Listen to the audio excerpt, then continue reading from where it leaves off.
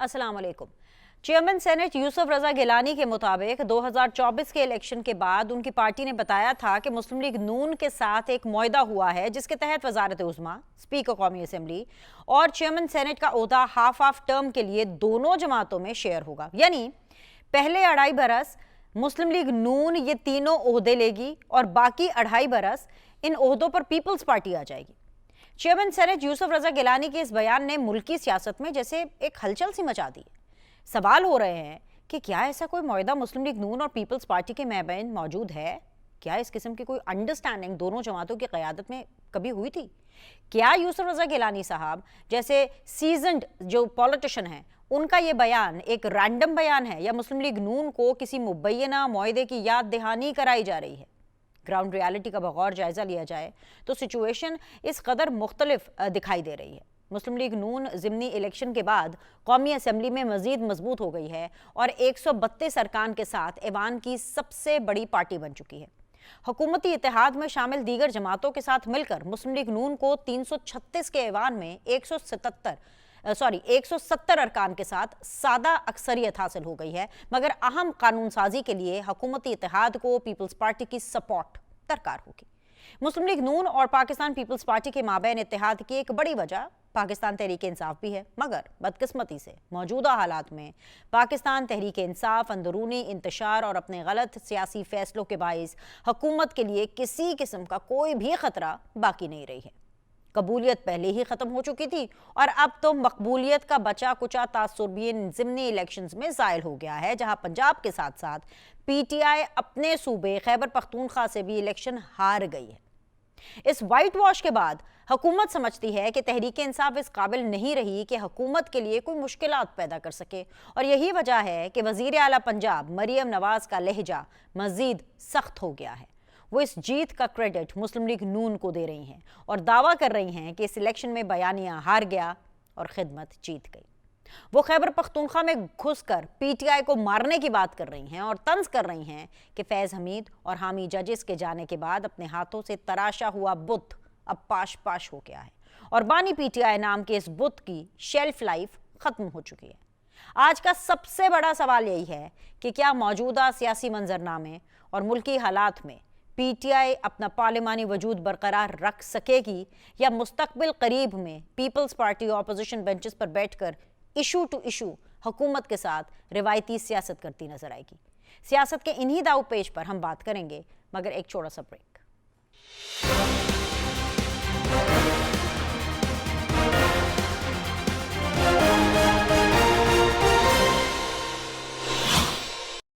अस्सलाम वालेकुम जी। ब्रेक के बाद आप लोग को खुशामदीद कहते हैं। आज सीधी बात जोन में मेरा साथ दे रहे हैं जी अली गौहर बलोच साहब, जो कि गवर्नमेंट बेंचेस को रिप्रेजेंट कर रहे हैं। अस्सलाम वालेकुम, बहुत बहुत शुक्रिया सर ज्वाइन करने के लिए। वार्म वेलकम करूंगी जी मैं पाकिस्तान तहरीक इंसाफ से मोहम्मद नदीम कुरैशी साहब का, बहुत बहुत शुक्रिया सर ज्वाइन करने के लिए। End of course big thank you to Akhunzada Chattan साहब, जो कि पाकिस्तान पीपल्स पार्टी की रिप्रेजेंटेशन कर रहे हैं। आपकी भी बहुत मेहरबानी ज्वाइन करने के लिए।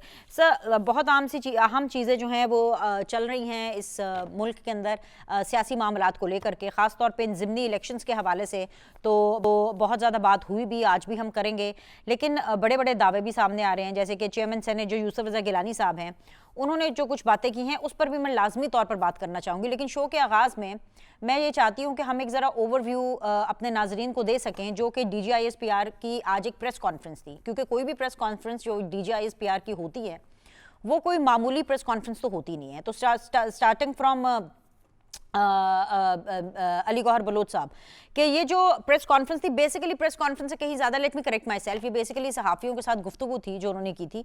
उसके अंदर उन्होंने एक रियासती पॉलिसी एक दफ़ा फिर से वाजे कर दी है। दहशतगर्दी के हवाले से पाकिस्तान जो है इस वक्त कहाँ खड़ा है, क्या स्टेटस है, वो भी उन्होंने बताया और उन्होंने बड़ा क्लियर किया कि अब कोई गुड और बैड तालिबान नहीं है। दहशतगर्दों में कोई तफरीक नहीं है, दहशतगर्द है। और वो ये बता रहे थे कि दहशतगर्दी में नॉन कस्टम पेड गाड़ियाँ इस्तेमाल होती हैं, वो इन गाड़ियों पर फौरी पाबंदी का मुतालबा कर रहे हैं। अब सीधा सा सवाल ये है कि ये काम तो फौज का नहीं है, इन गाड़ियों पर पाबंदी तो सरासर ये हुकूमत के जुमरे में चीज़ आती है कि वो इस चीज़ को देखें, लेकिन अगर ये चीज़ भी DGISPR को कहनी पड़ रही है और ये चीज़ भी अगर हम फौज के ऊपर डाल रहे हैं, उनके कंधों के ऊपर डाल रहे हैं, तो मैं ये समझती हूँ कि ये तो बहुत बड़ा बोझ है। आप नहीं ऐसा समझते अली गौहर बलोच साहब? बिस्मिल्लाहिर्रहमानिर्रहीम। देखें, पहली बात तो ये है कि दहशतगर्दी जो है یہ ایک ظاہر ہے وہ چیلنج ہے جو عرصہ دراز سے پاکستان کی ریاست کو مطلب ہے کہ درپیش ہے، اور اس میں ظاہر ہے کہ ہم نے مختلف اوقات میں بڑی بڑی کامیابیاں بھی حاصل کی۔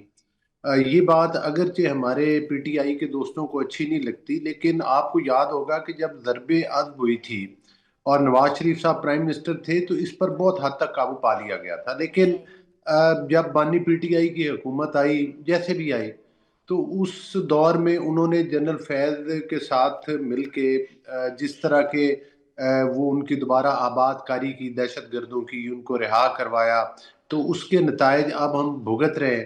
اور آپ مجھے بتائیں کہ کوئی دن ایسا نہیں ہے جب ہماری پاک فوج کے جوان اور ایون سول سوسائٹی کے لوگ جو ہے بڑی تعداد میں شہادتیں مطلب ہے کہ ہو رہی ہیں، اور خاص طور پر بارڈر کے اوپر ابھی تو کافی حد تک کنٹرول ہو گئے معاملات، لیکن اس کے باوجود جس ہم جنگ کے فیز سے گزر رہے ہیں، اور جس طرح سے ہمارے جوان شہید ہو رہے ہیں، جس طرح ہمارے آفیسر شہید ہو رہے ہیں، اور خاص طور پر درجنوں کے حساب سے جو دہشت گرد ہیں وہ جہنم رسید بھی ہو رہے ہیں، تو میں سمجھتا ہوں کہ یہ ایک چیلنج تو ہے، اور انشاءاللہ تعالی جس طرح سے حکومت کا عزم ہے، ریاست کا عزم ہے، ہمارے سپہ سالار جس طرح سے مطلب ہے کہ ان کی زیر قیادت، میرا خیال ہے کہ یہ وہ دن دور نہیں ہے کہ جب ہمیں ان چیزوں سے چھٹکارا مل جائے گا۔ نان کسٹم پیڈ گاڑیوں کے حوالے سے آپ نے بات کی، بالکل آپ کی بات درست ہے، اور ان پر پابندی پہلے بھی ہے، آئندہ بھی ہونی چاہیے،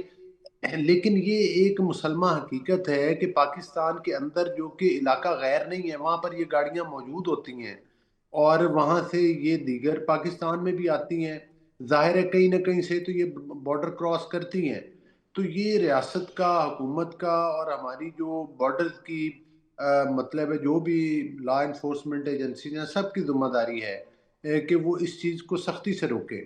جس طرح سے جو ایران کے ذریعے سے یا دیگر جگہ سے ہمارے ملک میں سمگلنگ ہوتی تھی تیل کی، دیگر چیزوں کی، اس پر حکومت نے، آپ نے دیکھا ہے کہ اس سے پہلے سے کہیں زیادہ زمین آسمان کا فرق ہے۔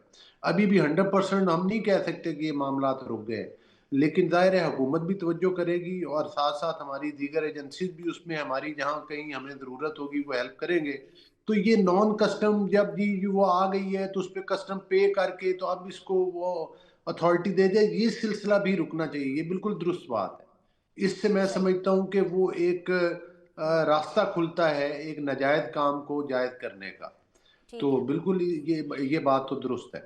آ گیا جی، آپ کا پوائنٹ آ گیا ہے۔ حکومت کو بھی بار بار اس حوالے سے اپنی ذمہ داری یاد کرانا پڑتی ہے، آئی ایم گلیڈ کہ آپ لوگوں نے نہ صرف اس ذمہ داری کو سمجھا ہے بلکہ آگے اس کے اوپر آپ عمل درآمد کو بھی انشور کر رہے ہیں، وچ از اے گریٹ جیسچر۔ چٹان صاحب، سیکیورٹی فورسز نے بنو میں ایک اور انٹیلیجنس بیسڈ آپریشن کیا ہے، اور وہاں سے یہ جو بڑی خبر آئی ہے وہ یہ آئی ہے کہ جی کوئی بھارتی سپانسرڈ 22 خوارج وہاں پر ہلاک ہوئے ہیں، اور ساتھ ہی ساتھ D G I S P R نے ایک اور، جیسے میں نے بتایا نا کہ پالیسی واضح کی، انہوں نے ایک دفعہ اور پھر سے یہ ایک ریمائنڈر دیا ہے۔ میں چاہوں گی کہ محمد ندیم قریشی صاحب بھی اس چیز کو غور سے سنیں تاکہ اگلا کامنٹ میں ان سے لے سکوں اس حوالے سے، کہ انہوں نے کہا ہے کہ جی یہ جو پروپیگنڈا ہو رہا ہے اس کا انہوں نے جواب دیا ہے کہ جی بیرون ملک سے سوشل میڈیا کے اوپر جو اگینسٹ پاکستان، اینٹائی پاکستان جو ایک پروپیگنڈا ہو رہا ہے اس کا انہوں نے کھلم کھلا جواب دیا ہے۔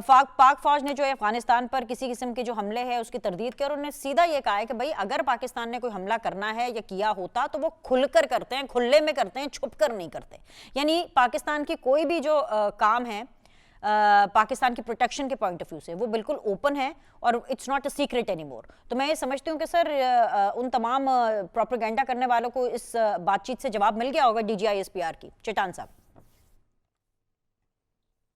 بسم اللہ الرحمن الرحیم۔ دیکھیے بنش، ہمارے فوج جو ہے وہ مسلسل قربانی دے رہے ہیں، اور ہمارے کل کو پرامن بنانے کے لیے اپنا آج قربان کر رہے ہیں، اور بہت شہادتی بھی دے رہے ہیں۔ صحیح، اور D G S P R نے جو پریس کانفرنس کیا ہے اس کے ساتھ میں مکمل اتفاق کرتا ہوں، لیکن اس چیز سے مجھے اتفاق نہیں ہے کہ دہشت گردی جو ہے یہ نان کسٹم پیڈ گاڑیوں کی وجہ سے ہیں۔ نان کسٹم پیڈ گاڑی، سب سے پہلا سوال تو یہ ہے کہ یہ کہاں سے آتے ہیں اور کن راستوں سے آتے ہیں اور کیسے وہ ان علاقوں تک پہنچتے ہیں۔ دوسرا یہ کہ یہ اس طرح کا نان کسٹم پیڈ گاڑیاں نہیں ہے کہ اس کا نہ کوئی نمبر ہے، نہ کوئی اس کا رجسٹریشن ہے، نہ اس کا کوئی پہچان ہے۔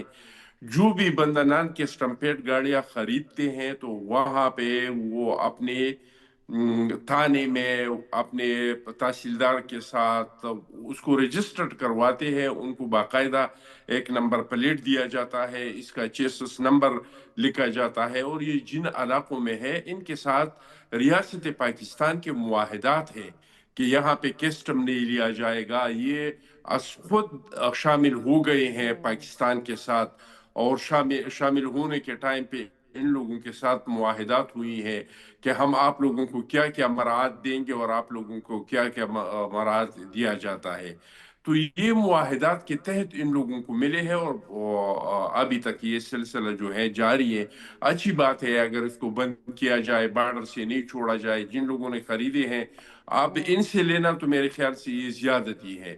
ان کے لیے کسٹم کا نکال دے کہ آپ اس کو لیگل کریں, اور باقی جو جہاں سے آتے ہیں ان لوگوں کو پتہ ہوگا, ان راستوں کو بند کرے تو یہ بہتر ہوگا.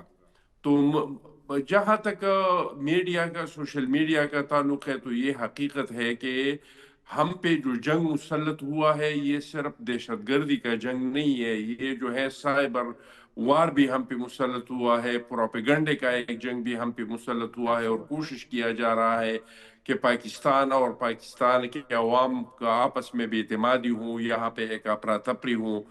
تو یہ بھی حقیقت ہے کہ ہم پہ یہ جنگ بھی مسلط ہوا ہے, اور اس میں سمجھتا ہوں کہ پاکستان کے کم اور انڈیا کے اور اسرائیل کی بھی اس میں ایک اہم کردار ہوگا.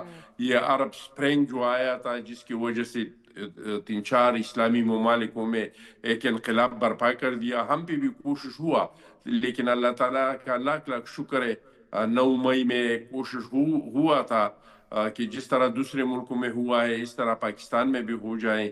لیکن اللہ کا شکر ہے کہ جس طرح کا انڈیا کا جو حملہ تھا ناکام بنایا گیا, اس طرح کا یہ جو ڈیجیٹل جنگ ہم پہ مسلط ہوا ہے اور اس کی وجہ سے انقلاب برپا کر دیا تھا پاکستان کے خلاف اور پاکستانی افواج کے خلاف, اس کو بھی ہم نے ناکام بنا دیا ہے.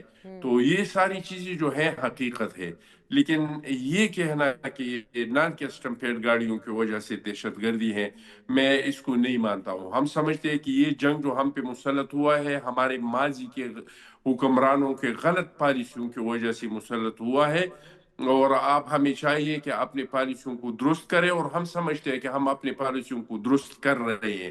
کیونکہ افغانستان کے بارے میں ہمارا جو پالیسی تھا ہم بار بار کہہ رہے تھے کہ اس پہ نظر رسانی کرے, تو میرے خیال سے آپ حکومت نے اس پہ نظر رسانی کی ہے. افغانستان کے بارے میں جو پالیسی تھے ہماری اس کو ہم نے چینج کیا ہے. افغانستان سے ہم نے بالکل تعلقی کا ایک رشتہ قائم کیا ہے, اور ہم سمجھتے کہ افغانستان جانے اور افغانستان کے لوگوں کا کام جانے کہ وہ طالبان اپنے اوپر مسلط کرتے ہیں, وہ خلقی اپنے اوپر مسلط کرتے ہیں, پرچمی کو مسلط کرتے ہیں, جو بھی اپنے اوپر مسلط کرتے ہیں, افغانستان کا کام ہے. افغانستان کے اندرونی معاملات میں ہم مزید مداخلت نہیں کریں گے. میں سمجھتا ہوں کہ یہ پالیسی جو ہم نے اپنایا ہے, نیا جو بنایا ہے, اگر ہے جو مجھے شک ہے کہ ہم نے پالیسی کو چینج کیا ہے افغانستان کے بارے میں, تو اگر ہم نے چینج کیا اور ہم نے یہ فیصلہ کیا ہے کہ ہم افغانستان کے اندرونی سیاست میں مداخلت نہیں کریں گے, تو میں سمجھتا ہوں کہ یہ خوش آئند ہے. اور جب افغانستان کی طرف سے یہاں پہ تشکیلیں نہیں آئیں گے اور وہاں سے دہشت گرد نہیں بھیجیں گے, تو یہاں پہ جو لوکل دہشت گرد ہے اس پہ قابو پایا جا سکتا ہے. اس پہ ہم نے پہلے بھی قابو پایا تھا. 2007-2008 میں سوات سے جھنڈا اتارا گیا تھا, ٹرائبل ایریا پہ ریٹ آف دا گورنمنٹ ختم ہو چکا تھا, بلوچستان میں ترانہ بجانا بند ہو گیا تھا, لیکن اللہ کا لاکھ لاکھ شکر ہے کہ ہم نے اس پہ قابو پا لیا تھا. پھر آپ دوبارہ جو 2021 سے پاکستان میں بدترین شکل میں دہشت گردی نے سر اٹھایا ہے, اس کے لیے اگر ہم 2 کام کریں تو اس پہ ہم بہت آسانی سے قابو پا سکتے ہیں. نمبر 1 تو یہ کہ ہم اپنی پالیسیوں کو درست کریں, دوسرا یہ کہ پاکستان میں جو سیاسی استحکام لائے, جو پاکستان میں سیاسی استحکام نہیں ہے, تو اگر ہم سیاسی استحکام لائے اور عوام کو اعتماد میں لے لے تو ہم اس پہ آسانی سے الحمدللہ قابو پا سکتے ہیں. ٹھیک ہے جی. محمد عدیم قریشی صاحب, میں یہ چاہوں گی کہ آپ بھی بتائیے کہ آج کی جو گفتگو DGI SPR کی تھی اس کے اندر جو پالیسی ایک دفعہ پھر سے واضح کی ہے کہ تمام دہشت گرد برابر ہیں, کوئی گڈ دہشت گرد کوئی بیڈ دہشت گرد اس قسم کا نہیں ہے. تمام دہشت گردوں کو وہ ایک ہی نظر سے دیکھتے ہیں, اور پاکستان تمام دہشت گردوں کو اور دہشت گردی کرنے والے عناصر کو ایک ہی طریقے سے جو ہے وہ ڈیل کرنے میں یقین رکھتا ہے. کیا لگتا ہے کہ پاکستان کی یہ جو پالیسی ہے یہ کس حد تک جو ہے پاکستان کے لیے جو ہے کارآمد ثابت ہوگی؟ How do you see the talk of DGI-SPR؟ بسم اللہ الرحمن الرحیم. بہت شکریہ آپ کا. دیکھیں میں سمجھتا ہوں یہ بڑی واضح بات ہے. جو لوگ کسی بھی طرح دوسرے کا سکون, اس کا امن, اس کا چین برباد کرتے ہیں, ناحق معصوم لوگوں کی زندگیوں سے کھیلتے ہیں, وہ کسی رعایت کے مستحق نہیں ہو سکتے.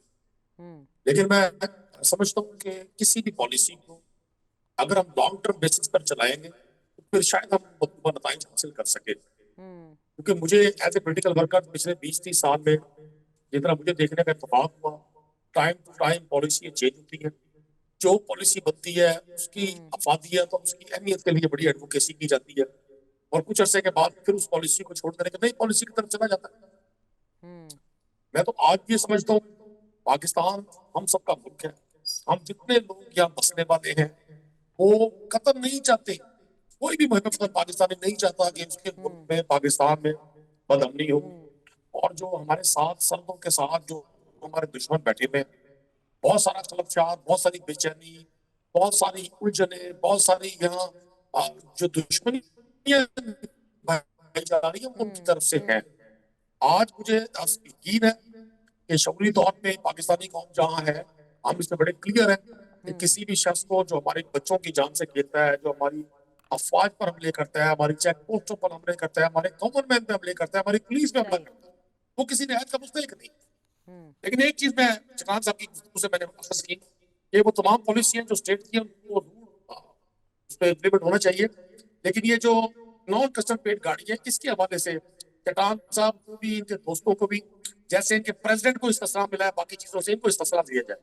میں اپنی گفتگو میں یہ اپیل ضرور کروں گا کیونکہ انہوں نے پوری گفتگو میں نان کسٹم پیڈ گاڑیوں کے حوالے کی سے جتنی ان کی افادیت بیان کی ہے, جتنے ان کی اس کو روکنے پر جو قانون کو نقصانات ہوں گے, جو پاکستان کو نقصانات ہوں گے, جتنی میرے بھائی نے فساد و بلاغت سے کی ہے, تو میں ان کی حمایت میں یہ اعلان کر رہا ہوں اپنی طرف سے, یہ میری پارٹی پالیسی اپنی ذاتی طرف سے, کہ پاکستان میں جتنے بھی لوگ نان کسٹم پیڈ گاڑیاں استعمال کر رہے ہیں, اور وہ تمام لوگ پاکستان میں جو مختلف ملکوں میں براجمان ہیں, وہ اپنے آپ کو قانون سے بالا تر سمجھتے ہیں, وہ آئین سے بالا تر سمجھتے ہیں. وہ سمجھتے ہیں ان کی کرسی کے ساتھ جڑی ہوئی ہر سہولت, ہر طاقت, ہر توانائی ان کے لیے ہمیشہ ہونی چاہیے. میں اس کی تعریف کرتا ہوں, یہ سپورٹ تو ضرور ملنی چاہیے. چلیے جی, اس کا تو جواب آپ کو چٹان صاحب ہی دیں گے, لیکن میں آپ ہی سے ذرا جو پولیٹیکل راؤنڈ ہے اس کا آغاز کر لیتی ہوں. ویسے تو آپ کا ڈائریکٹلی اس سے کوئی لینا دینا نہیں ہے کیونکہ خبر ریلیٹڈ ہے نون لیگ اور پیپلز پارٹی سے, لیکن جو چیز بھی نون لیگ اور پیپلز پارٹی سے ریلیٹڈ ہوتی ہے ڈیفینیٹلی اس کا اثر کہیں نہ کہیں باقی پولیٹیکل پارٹیز پہ ضرور ہوتا ہے. سو خبر یہ ہے کہ چیئرمین سینیٹ یوسف رضا گیلانی صاحب نے آخرکار وہ بات کر ہی دی ہے جو پہلے اشاروں کناروں میں کہی جا رہی تھی. ہم لوگوں کے سے سنتے تھے کہ شاید کہیں پہ کوئی ایسا فارمولا ہے یا کوئی ایسی ڈیل ہے یا کوئی ایسی کیلکولیشن ہوئی ہوئی ہے کہ یہ جو دس سیٹ آف گورنمنٹ جو کہ ابھی چل رہا ہے, جو ٹینیور چل رہا ہے, اس کے اندر جی کوئی پہلے 2.5 برس جو ہے وہ نون لیگ نے حکومت کرنی ہے, اس کے بعد 2.5 برس جو ہے لبے لباب میں آپ کو بتا رہی ہوں کٹنگ شارٹ کہ جی پیپلز پارٹی نے حکومت کرنی ہے. آپ کے نالج میں ہے کہ کیا کوئی اس طرح کا کوئی فارمولا طے پایا گیا تھا ان دونوں پولیٹیکل پارٹیز کے بیچ میں؟ دیکھیں میں تو میرا تو پولیٹیکل پارٹی سے تعلق نہیں ہے, میں تو ایک کامن پاکستانی ہوں. میں تو ایک پاکستانی کی طرح ہی سوچتا ہوں اور اسی کو سوچنے پر فخر محسوس کرتا ہوں. میں تو یہ سمجھتا ہوں ان دونوں جماعتوں کو 2.5 سال کا ٹائم بڑا تھوڑا ہے, ان کو 250 سال کا وقت دیا جائے. یہ پچھلے 40 سال سے 2-3 جنریشن انہی کی دور حکمرانی میں جوان ہوئے لوگ بوڑھے ہو کے قبرستانوں کو چلے گئے. یہ ماشاءاللہ آب حیات لے کر آئے ہوئے لوگ ہیں, ان کو 2.5 سال سے یہ کچھ نہیں کر سکیں گے. کیونکہ پچھلے 3 سال سے تو میں دیکھ رہا ہوں پی ڈی ایم کی حکومت آئی, کہ ٹیکر گورنمنٹ آئی, اب 2 سال ان کو ہو گئے, حالات وہی کے وہی ہیں. آج بھی عام آدمی بے روزگاری کا شکار, عام آدمی بدامنی کا شکار, عام آدمی مہنگائی کا شکار, اور پاکستان کے اثاثوں پر, یہ میں نہیں کہہ رہا, آئی ایم ایف نے کہا 5300 ارب روپے کا یہ جو کرپشن ہوئی ہے 2 سالوں میں, یہ میں نے نہیں کہا. تو یہ جتنے ماشاءاللہ یہ توانا اور طاقتور لوگ ہیں, جب یہ اپوزیشن میں تو یہ سب بیمار تھے. اب ماشاءاللہ ان کی توانائیاں, ان کی ایکٹیویٹی, ان کی سوئمنگ, ان کی بیڈمنٹن, ان کی हर गेम देखकर मुझे लगता है इतने ताकतवर लोगों को तो मुस्तकिल पाकिस्तान को बना देना चाहिए।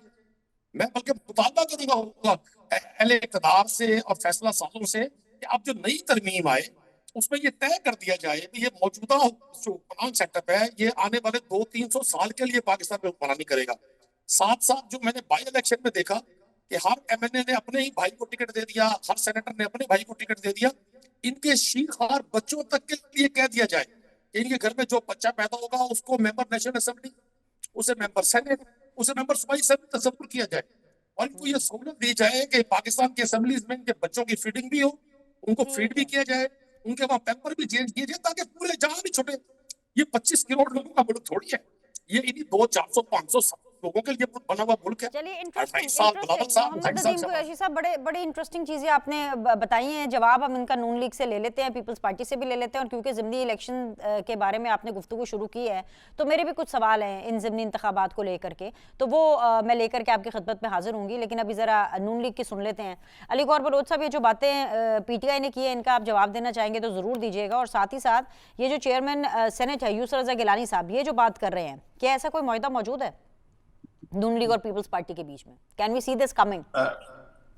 देखिए, बात ये है कि मेरे भाई कुरैशी साहब तो फरते जज्बात में काफ़ी बातें कह रहे थे, और मैं तो इस चीज़ का कायल हूँ, और ये आपके प्रोग्राम में भी बता रहा हूँ कि मैं तो कुरैशी साहब से बहुत कुछ सीखता हूँ, बासियत दोस्त के और एक पॉलिटिकल कारकुन के। लेकिन जाहिर है ये फिर कहने की महारत तो रखते हैं, फरते जज्बात में बहुत कुछ कह जाते हैं। आपने जो ये एक बात बोली थी ना कि ये सवाल में बनता तो नून लीग से है और पीपल्स पार्टी से है, लेकिन आपने कुरैशी साहब से किया, वो कुरैशी साहब से ही बनता है, क्योंकि गिलानी साहब कितना सच बोलते हैं, कितना झूठ बोलते हैं।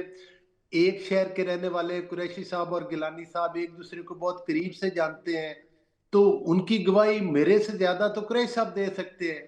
अगर ये समझते हैं कि दोनों गिलानी पॉलिटिकल साहब पार्टीज में एक अली गौहर बलोच साहब जो चल रहा होता है ना नून लीग और पीपल्स पार्टी में, सॉरी टू से, वो सबसे ज्यादा PTI को पता होता है। मोहम्मद नदीम कुरैशी साहब और PTI जितनी भी आती है मेरे शोज में, एटलीस्ट मैं उसके बारे में बोल सकती हूँ कि जितने लोग PTI से मेरे शोज में आते हैं उनको अपनी पार्टी के बारे में नहीं पता होता कि किसकी किससे लड़ाई चल रही है, क्यों चल रही है, लेकिन उनको आपकी पार्टी में क्या चल रहा है, पीपल्स पार्टी में क्या चल रहा है, वो सब पता होता है। लेकिन आप प्लीज मुझे जरा बता दीजिए कि इस बात में किस हद तक सदाकत है? देखिए, इस बात में कोई सदाकत नहीं है। पहली बात तो ये है कि अगर ऐसी चीजें कोई डिसाइड हुई हों तो वो दायरे सीनियर लीडरशिप जो है वो उसको जरूर इजहार करेगी, और हमारी लीडरशिप ने कभी भी किसी चीज से डिनाई नहीं किया। अगर पीपल्स पार्टी के साथ कोई मामला तय हो, उसमें कोई मतलब है कि आपस में तफादात हो, तो उन्होंने हमेशा किसी भी पॉलिटिकल जो भी इत्तेहादी पार्टी ने, सिर्फ पीपल्स पार्टी नहीं, और अगर कोई इस बात में सदाकत होगी तो हमारी पार्टी की सीनियर लीडरशिप उसकी वजाहत कर देगी कि बिल्कुल है जनाब और हमने ये कमिटमेंट की हुई है। अगर ये नहीं है तो फिर मैं समझता हूं कि इससे बड़ी बहुतान तरादी कोई नहीं है, और गिलानी साहब को ऐसी बात देर नहीं अभी देती। अभी अली गौहर बलोच साहब, आप ये लफ्ज इस्तेमाल करने से पहले एक बात ये जरूर सोच लें कि जो यूसुफ रज़ा गिलानी साहब हैं, he is not an ordinary politician. मौजूदा वो चेयरमैन सेनेट हैं, he has been the prime minister of this country, यानी फॉर्मर प्राइम मिनिस्टर रह चुके हैं, एक सीजन्ड पॉलिटिशियन है, मतलब उनकी अगली नस्ल जो है वो इस सियासत में है। इतने इलेक्शंस उन्होंने जो है उनकी फैमिली ने जो है लड़े हैं, और मुल्तान में उनका बड़ा ही स्ट्रॉन्ग होल्ड है। And not to forget he is very close to the Zardaris, और वो फैसला साजी में हमेशा पाकिस्तान पीपल्स पार्टी के हवाले से साथ रहते हैं। और उन्होंने कोट किया, उन्होंने कहा कि जी मैं उस मीटिंग में उस टाइम पर मौजूद तो नहीं था, लेकिन डेफिनेटली ये बात अगर वो कह रहे हैं, एक फोरम पर कह रहे हैं, पब्लिकली आकर के कह रहे हैं, और वो कह रहे हैं कि जी उनकी पार्टी ने वाज़े तौर पर यूसुफ रज़ा गिलानी साहब को ये चीज़ बताई है, तो ये बहुतान वाली बात तो नहीं होगी। तो मैं ये कहूँगी कि ये लफ्ज़ आप कम से कम इस हवाले से ज़रा सोच समझ कर इस्तेमाल करें अली गौहर बलोच साहब। नहीं, मैं बड़ा सोच समझ के इस्तेमाल कर रहा हूँ, और मेरा ख्याल है कि मैं फिक्रा दोबारा दोहरा देता हूँ, शायद आपको उसको समझने में कोई फ़र्क लगा है। मैं ये कह रहा हूँ कि जहाँ तक मेरे इल्म में है ऐसी कोई बात नहीं, और अगर बात कोई होगी या नहीं होगी तो वो हमारी पार्टी क़यादत की तरफ से उसकी वजाहत आ जाएगी, और हमारी पार्टी क़यादत कभी भी ज़ाहिर है जो सीनियर लीडरशिप हो, पीपल्स पार्टी की हो, नून लीग की हो, उससे यही तवक्को की जाती है कि वो इस किस्म के बयानात मीडिया पर आकर जो चीज़ें तय ना हो उनके बारे में वो नहीं करते। اب گیلانی صاحب نے اگر بات کی ہے، اگر تو انہوں نے سنی سنائی کوئی بات کر دی ہے تو میں سمجھتا ہوں اس سے بڑی بہتان ترازی کوئی نہیں ہے، اور اگر حقیقت ہے تو پھر گیلانی صاحب اب ثابت کریں اس بات کو۔ ثابت تبھی ہوگی نا جب نون لیگ کی لیڈرشپ کہے کہ ٹھیک ہے ہماری بات ہوئی، پوائنٹ آ گیا، ٹھیک ہے، پوائنٹ آ گیا۔ میں پھر ری انفورس کروں گی علی گوہر بلوچ صاحب، جیسے میں نے پہلے کیا کہ وہ اپنی پارٹی کو کوٹ کر رہے ہیں، and I will give the mic to Chattan صاحب۔ یوسف رضا گیلانی صاحب جیسے جو سیزنڈ پولیٹیشین ہیں وہ یہ بات ایسے تو نہیں کر سکتے نا، ڈیفینیٹلی کوئی رینڈم بیان تو ان کا ہوگا۔ جی صاحب میں ابھی کچھ ایڈ کرنا چاہ رہا ہوں، ایک سیکنڈ اوکے ایڈ کر لیں۔ جی I'll come to you چٹان صاحب۔ جی علی گوہر بلوچ صاحب ایڈ کر لیں۔ دیکھیں بات یہ ہے کہ ایک میرے بھائی قریش صاحب نے بات کی مروثیت پر، تو پہلی بات تو یہ ہے کہ شاید انہوں نے اپنے گریبان میں پارٹی کی مطلب نہیں جھانکا، مطلب ہے اپنی پارٹی کے گریبان میں نہیں جھانکا۔ مروثیت اس چیز کو بولتے ہیں، آپ تو چلے ہماری پارٹی پر تو آپ الزام لگاتے ہیں، اب پہلے آپ کی پارٹی کا جائزہ لے لیتے ہیں۔ آپ نے ہری پور سے الیکشن لڑوایا، کس کو لڑوایا؟ آپ نے وہاں سے جو ہمارے وہ دوست عمر ایوب صاحب ہیں ان کی مسز کو لڑوایا، وہ انہوں نے کانٹیسٹ کیا، کیا وہاں پر آپ کی پارٹی کا کوئی کارکن، کوئی سیکنڈ ٹیئر نہیں تھا، یا صرف ضروری تھا کہ عمر ایوب کے ہی وہ کرتے؟ پھر دوسرا آپ نے لاہور سے حماد اظہر کے رشتہ دار کو لڑوایا، وہاں پر بھی تمام پی ٹی آئی کیا ختم ہو چکی ہے، قربانیاں دینے والے کارکن ختم ہو گئے ہیں، مروثیت اور کس کو بولتے ہیں؟ تیسری بات اور سن لیں، ہمارے جتنے بھی کینڈیڈیٹس ہیں یہ وہ سیٹس تھیں جو آپ نے پی ٹی آئی نے پہلے جیتی ہوئی تھی، اور ہم نے اب اپنی سیٹس مطلب ہے کہ واپس جیتی ہیں، تو ہمارے 99.9% وہ کینڈیڈیٹ ہیں جو ہمارے جنرل الیکشن میں تھے، جو ان سیٹس پر تھے۔ ان کے علاوہ ہم نے کوئی ایک کینڈیڈیٹ شاذ و نادر کسی حلقے میں دیا ہو، ہمارے 90% تھے۔ اور سب سے بڑی بات تو یہ ہے، مروثیت کی سب سے بڑی مثال تو اب قریش صاحب مانیں گے نہیں، شاہ محمود قریش صاحب کا گھر ہے جس کے نیچے آپ ایم پی ہیں خود، مجھے بتائیں شاہ محمود قریش صاحب ایم این اے، ان کی بیٹی ایم این اے کی کینڈیڈیٹ، ان کا بیٹا ایم این اے، اب میرا خیال ہے کوئی شیر خار بچہ جس کی عمر پوری نہ ہو اگر وہ مل جاتا تو قریش صاحب آپ بھی ایک میری طرح سیاسی کارکن ہیں، آج آپ بھی ایم پی بن کے نہ بیٹھے ہوتے۔ وہاں پر کوئی فیڈر پیتا ہوا قریشی وہ اپنا شاہ محمود صاحب کے گھر کا ہی بچہ ہوتا جو فیڈر پی رہا ہوتا، رائٹ آف شو کر رہا ہوتا میرے ساتھ۔ تو گزارش کرنے کا مقصد یہ ہے کہ شیشے کے گھر میں بیٹھ کے پتھر نہ مارا کرے میرے بھائی قریش صاحب، ہم نے آپ سے بہت کچھ سیکھ لی ہے۔ اور باقی جو باتیں ہیں پیپلز پارٹی کی، میں سمجھتا ہوں کہ یہ غیر ذمہ داری کا گیلانی صاحب نے ثبوت دیا ہے۔ میں تو اس بات سے، میرا تجربہ کہتا ہے کہ اس قسم کی کوئی کمٹمنٹ نہیں، اور پارٹی لیڈرشپ کی طرف سے چیزوں کا علی گوہر بلوچ صاحب آپ کو جواب مل جائے گا، لیکن ابھی مجھے بریک پر جانا ہے، بریک سے واپس تو ڈسکشن کو مزید آگے لے کے جائیں گے۔ We'll be back.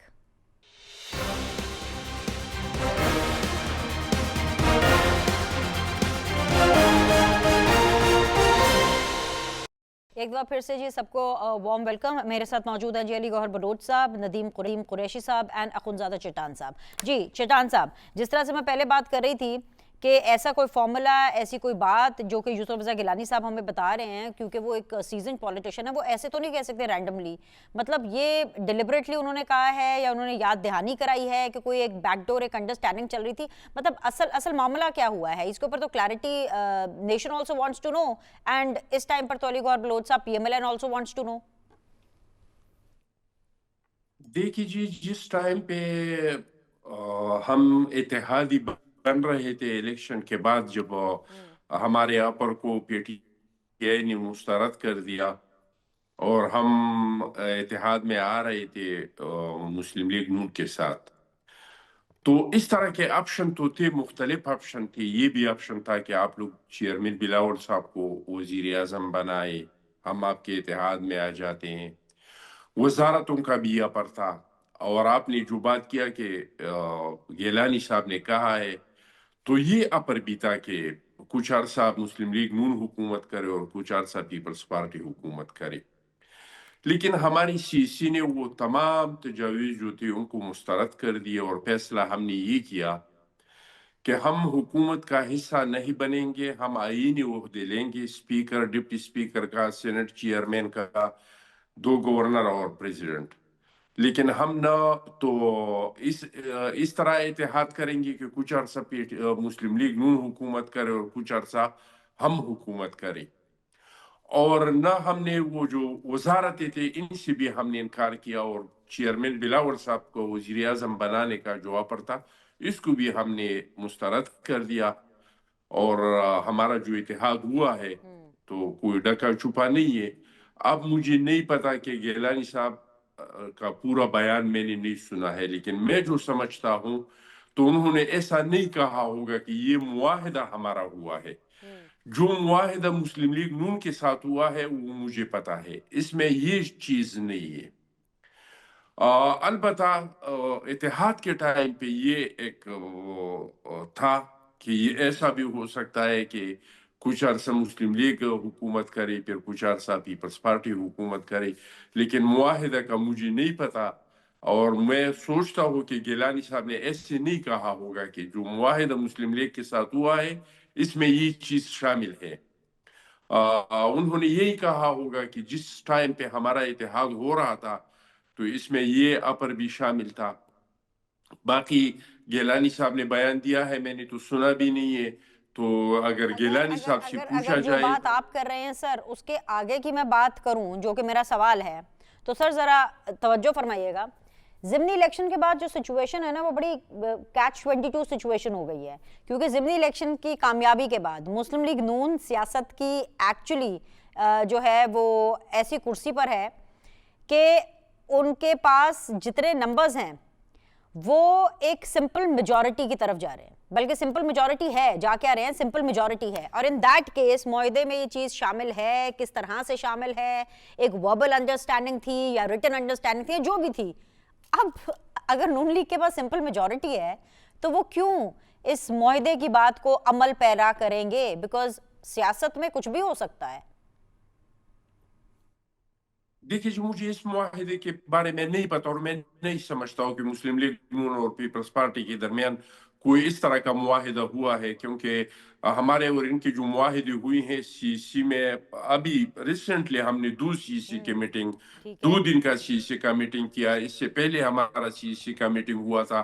कहीं भी मैंने किसी के मुंह से इस तरह के मुआहिदे का नहीं सुना है। बाकी मुस्लिम लीग नून को सादा अक्सरियत हासिल हुई, हमें तो खुशी है कि उसको सादा अक्सरियत हासिल हुई।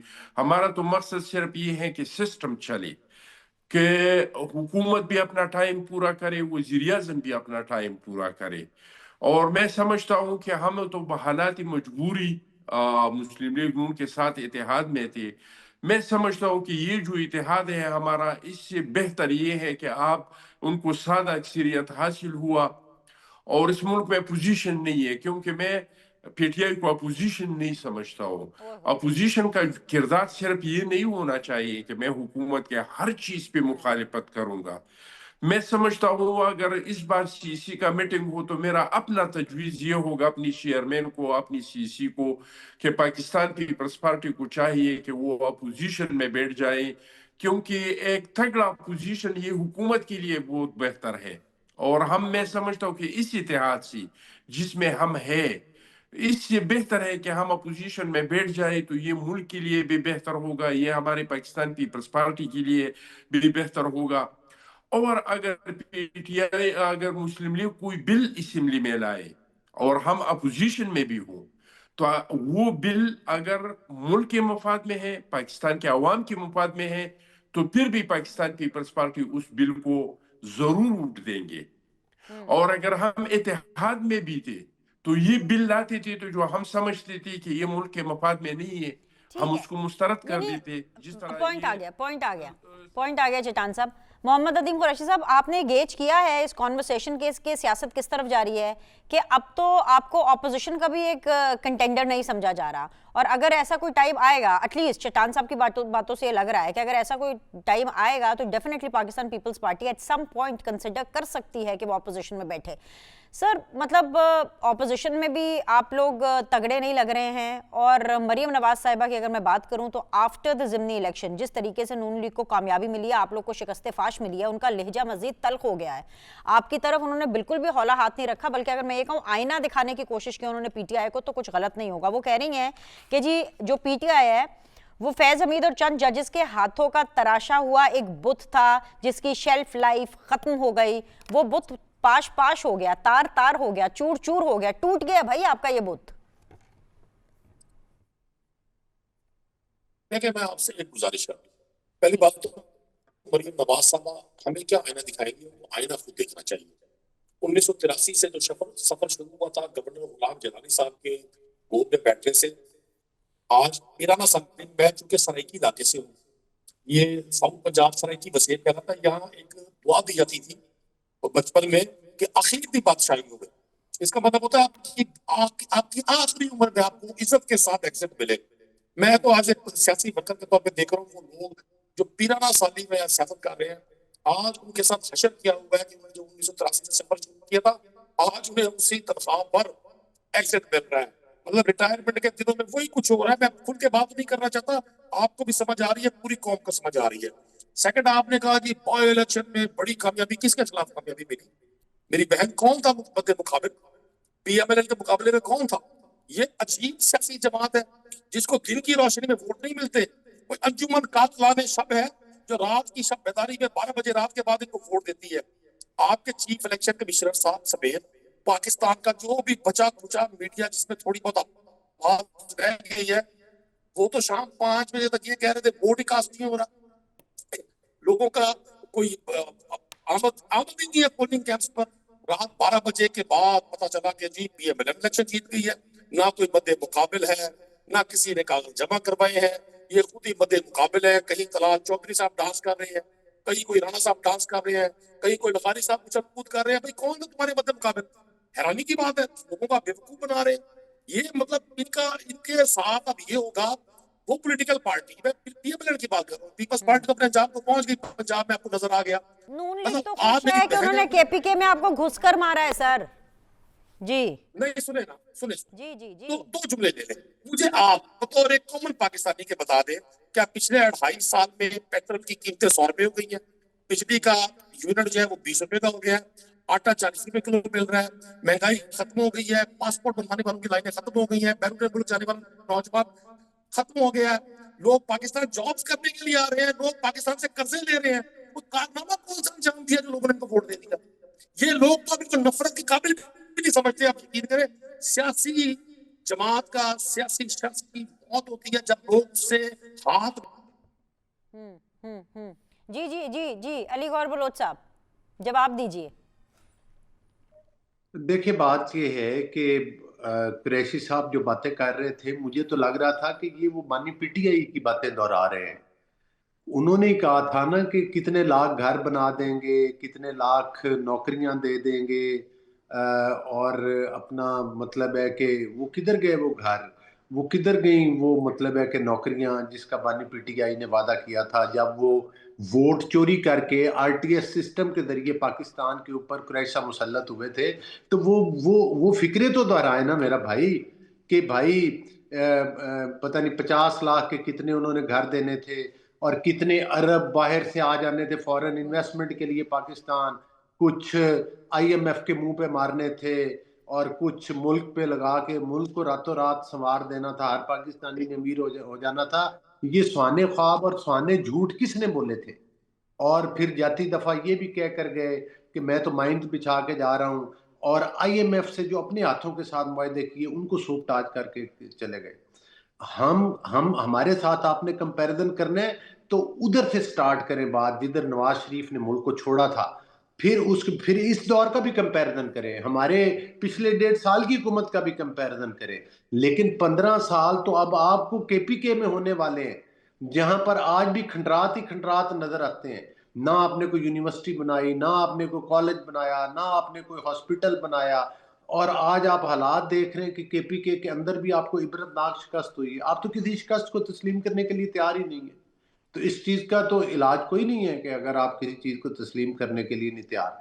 लेकिन वक्त आगे गुजर रहा है और वक्त आपको आईना दिखा के आगे गुजरता जा रहा है। आप लोग तो वो जो जेल के अंदर बंद है, मतलब है अपने जराइम में, करप्शन के केसेस में, और मतलब पाकिस्तान की सबसे बड़ी करप्शन का केस तो अल कादिर ट्रस्ट वाला केस है, जिस जमीनों के ऊपर बुशरा बीबी और बानी पीटीआई ने मिलकर कब्जा किया और कितने वो भोंडे तरीके के साथ वो करप्शन किया। बाकी केसों को तो मैं छोड़ दूं, دوسری گزارش یہ ہے کہ آپ لوگ مطلب ہے کہ آج پاکستان، جس پاکستان میں آپ نے تاریخ کے سب سے بڑے قرضے لیے اور مہنگائی کو پیک میں پہنچایا، آج اس سے مہنگائی کو کم کیا ہے. جس پاکستان کو آپ بنانا چاہ رہے تھے، بنانا ریپبلک، اور جس میں مطلب ہے کہ آپ کہتے تھے کہ یہ تو ڈیفالٹ ہونے جا رہا ہے، آج بامنی پی ٹی آئی کے بغیر بھی وہ ڈیفالٹ نہیں ہوا، بلکہ مہنگائی کی شرح پھر سنگل ڈیجٹ پر آ گئی ہے. تو انشاءاللہ تعالیٰ بجلی کے ریٹس بھی مزید کم ہوں گے. سولرائزیشن کی طرف جا رہے ہیں. جن نوجوانوں کے ہاتھوں میں آپ نے کیل والی لاٹھیاں پکڑائی تھیں، آج ہم اس کو اسکالرشپ پکڑا رہے ہیں. آج ان ہاتھوں میں کتابیں اور لیپ ٹاپ پکڑا رہے ہیں جن کو آپ دہشت گردی کے واقعات کے لیے خود کا شملہ آور بنا کر آپ لوگ استعمال کرتے رہے. تو خدارہ مطلب ہے کہ کم از کم ٹاک شوز میں بیٹھ کر جو ہے وہ باتیں تو نہ کریں جس سے آپ اپنا مذاق خود اڑائیں. اب مجھے بتائیں علی گوہر بلوچ صاحب، اب وہ یہ باتیں بھی نہیں کریں گے ٹاک شوز میں تو پھر پی ٹی آئی کیا کرے گی؟ مطلب اگر میں چٹان صاحب کی بات کروں، انہوں نے تو ان کو اپوزیشن سے بھی نکال دیا، حکومت میں تو لوگ شاید ہی عنقریب کبھی آئے. اب یہ باتیں بھی نہ کریں. پروگرام کا وقت ختم ہو گیا انفارچونیٹلی. میں تینوں مہمانوں کو شکر کرتی ہوں جوائن کرنے کے لیے. آپ لوگ کے فیڈ بیک کا انتظار رہے گا. I'll see you all tomorrow. اللہ حافظ.